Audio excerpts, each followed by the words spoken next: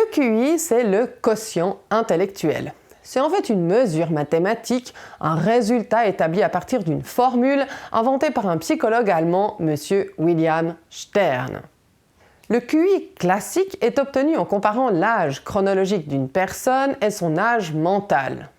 L'âge chronologique, eh bien, c'est votre âge depuis votre naissance. Par exemple, moi, c'est votre âge. Et l'âge mental est établi sur la base d'un test psychométrique. Ensuite, on procède à un petit calcul, l'âge mental sur l'âge chronologique multiplié par 100. Attention, ce calcul n'est valable que pour les enfants. Bah oui, si moi j'ai 34 ans, avec un âge mental de 53 ans, ça fait 155 de QI. Ouh là là, petit Einstein.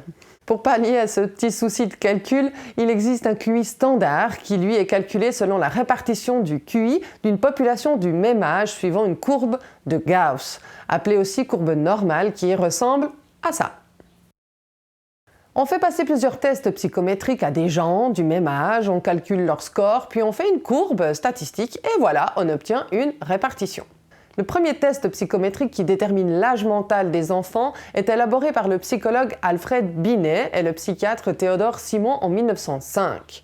Puis en 1939, le psychologue David Wechsler crée un nouveau test qui s'applique également aux adultes.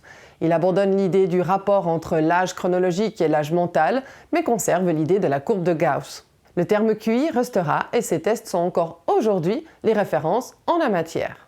À bientôt!